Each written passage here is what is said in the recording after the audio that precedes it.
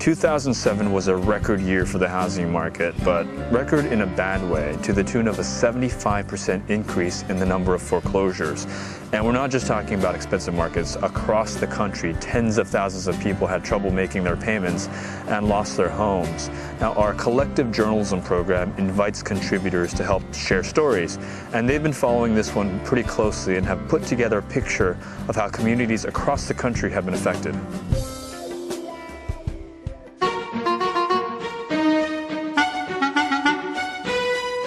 We're right in the middle, in the center of the United States. My name's Joe. I'm actually in a suburb known as Belton, Missouri. It's in the Kansas City metro area. And my wife and I bought a home in July of '07, which is one of the worst months to actually buy or sell a house. And at this point right now, I want to figure out what's going on in the market.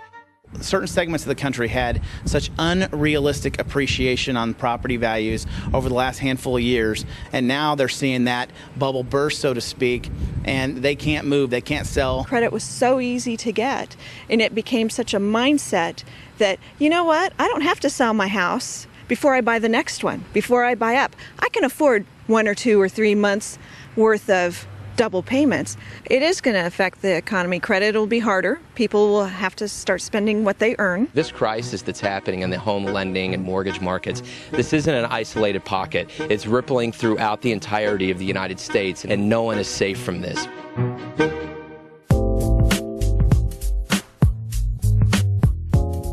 The foreclosure problem in Ohio in 2007 is quite severe.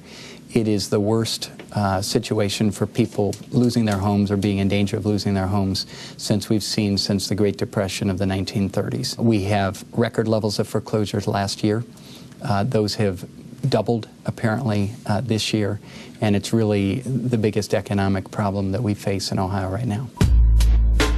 I owe $94,000 on it.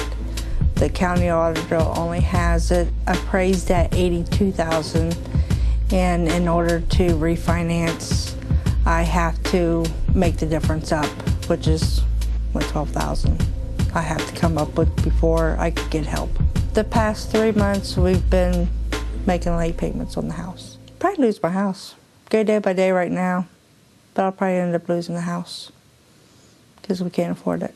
I think most people don't understand what they're signing. People come in, they act like they're your best friend, they know your cousin, they're all friendly with you, they'll sit at your coffee table and have coffee and cookies, and then they'll go to the closing table and rob money from you. The ceiling upstairs collapsed. Then the moisture got into the ceiling in here. This ceiling ended up coming down.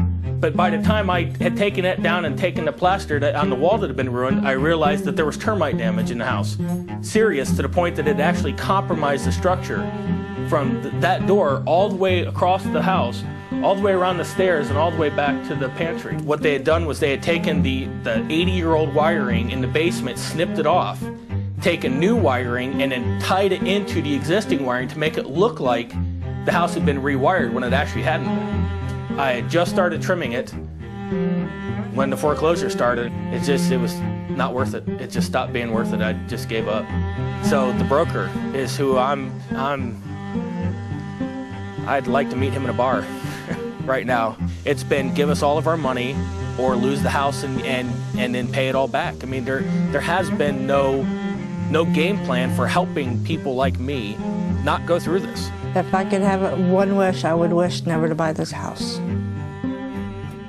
A lot of people got into the housing market not just to own a home to live in, but to try to profit from. People would buy homes with the idea that home prices would increase sharply in a short period of time and that they'd be able to flip the house for a profit. And the subprime crisis largely put an end to that, but there are still some who have found that the crisis has actually been good for business.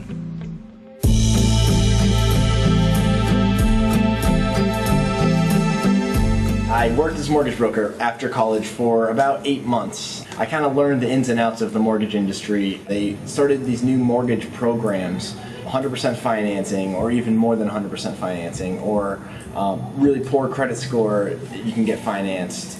And what it kind of led to was that more and more companies would give out these new mortgage programs to people that just couldn't qualify for them or shouldn't qualify for them. So people would overborrow and not be able to afford their payments. It was just like the writing was on the wall. Like you could just see that this wave of foreclosures was going to happen. Soon after I got out of mortgages, I started working. I started my business in property preservation, working on foreclosed properties. I clean out probably about 4 or 5 houses a week and change the locks on probably 6 or 7 houses a week. But again, I'm just one company. The foreclosure business is booming right now. What the people leave behind at these houses, you can really put together the story of the family. They'll leave behind baby photos all the way up until young children, all the way through middle school and high school. You can really see who these people were. You leave behind their life story. And, I come in and scoop it up and throw it away.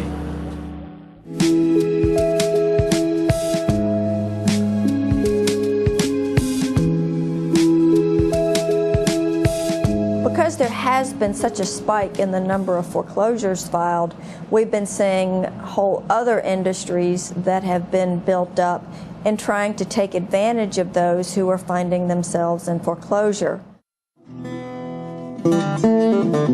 One day I was here at home and the young man came up to the door and he comes in and say, I want to buy your house. I said, buy my house? Yes, well, you own the thing, you're in foreclosure, and I want to buy your house. I said, I'm not selling my house. Well, either you sell it to me or they're going to take it from you anyway, so you might as well sell it to me. At least you'll get some money out of it. The other way, you're going to lose it. I would suggest contacting an attorney, because an attorney is going to be someone who is going to be familiar with federal laws that require lenders to try to work something out with you prior to filing a foreclosure. Many people can't afford an attorney, and that's why there are legal aid offices and legal services offices around the country. It's getting worse. You see people, they ride down the streets, they go down, they look at houses, you see them out snapping pictures. Guy came out, he was taking pictures of the house, and I didn't even know what was happening at the time. But now I know what's going on when I see them doing it. I know what's happening.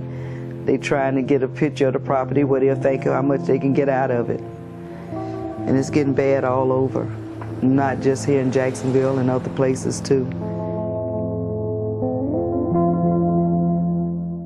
So when will it all end, and when will home prices start to increase again? Short answer is, no one seems to know. Every month, new reports seem to indicate that home sales are down and that median home prices are down as well, and it shows no signs of abating. We'll continue to follow this story and keep you updated, and if you'd like to get involved, check out our collective journalism program by going to www.current.com/CJ.